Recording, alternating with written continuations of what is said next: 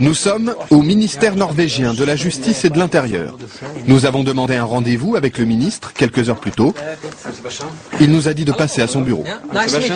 Bonjour, bienvenue. Bienvenue dans mon bureau. Le bureau du ministre norvégien de la Justice et de l'Intérieur.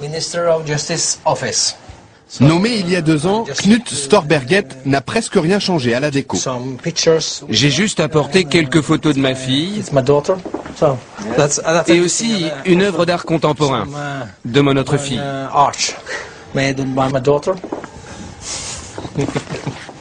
Et le reste du bureau est très simple. Vous trouvez? Oh, moi je trouve ça parfait. Ça vous suffit? Absolument. Je suis très fier de mon bureau.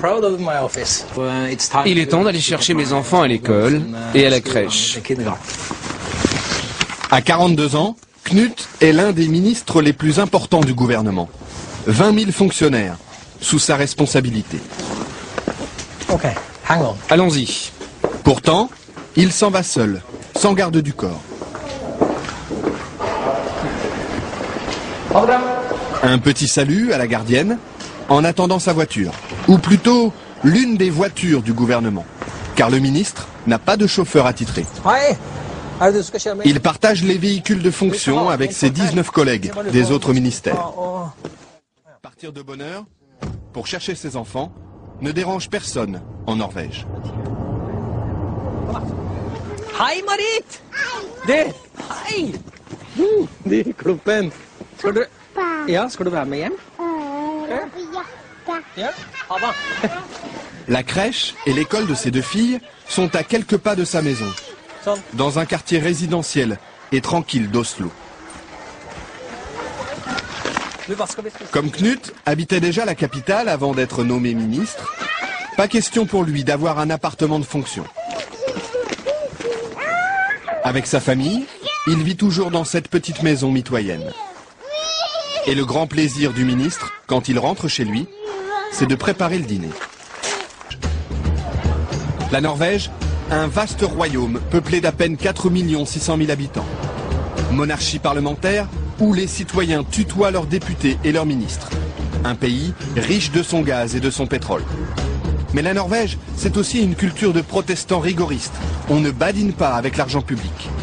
La transparence financière est un dogme, la corruption des élus, un péché capital. Et ce pays, c'est aussi celui d'Eva Joly. La juge franco-norvégienne travaille depuis 5 ans à Oslo. En France, elle a instruit l'affaire Elf et obtenu la condamnation de la plupart de ses dirigeants. Elle conseille désormais le gouvernement norvégien pour la lutte contre le blanchiment. Ici, Eva Joly est une célébrité. Pour autant, pas question de mener grand train. Elle est soumise aux mêmes règles que n'importe quel fonctionnaire. Ses déplacements, par exemple. Aujourd'hui, elle se rend en province à une conférence. Les règles disent qu'on doit faire les transports par les moyens les moins chers et les plus rapides compatibles avec la mission. Donc, nous sommes censés marcher à pied ou... Marcher, même si la gare se trouve à 10 bonnes minutes de son bureau. Ou prendre des moyens de transport en commun. Les transports en commun, et surtout pas le taxi. Au début, lorsqu'elle revenait d'une mission à l'étranger, Eva Joly rentrait chez elle en taxi et se le faisait rembourser par l'État. Habitude scandaleuse aux yeux de la presse qui l'a vite rappelée à l'ordre. Le titre était « Eva Joly vit grassement au dos de l'État » ou quelque chose comme ça. Donc, et j'ai compris, de façon assez innocente, je peux dire, que j'avais franchi un tabou et que si je voulais prendre un taxi, je me le payais. Le ministre des Affaires étrangères en déplacement officiel dans le nord du pays. Là aussi, sans garde du corps. Ce jour-là, il inaugure une école de commerce, visite une base militaire, rencontre les élus locaux. Et il déjeune comme tout le monde sur le pouce. Sandwich, café et gâteau sec. Cette fois-ci, ce sont ses hôtes qui l'invitent. Le ministre n'a rien à débourser. C'est lui qui paie le café.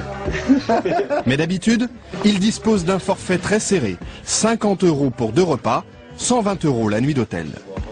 Il y a une limite pour chaque jour, hôtel, repas, couvert.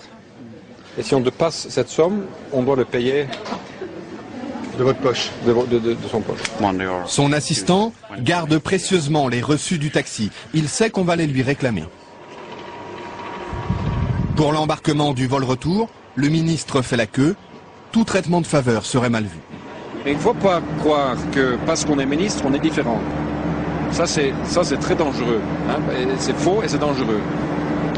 Au contraire, il faut montrer, à mon avis, qu'on peut vivre la vie de tout le monde, faire l'expérience de tout le monde, être proche de cette vie que tout le monde vit. Parce que ça donne à la fin une crédibilité à la politique qu'on essaie.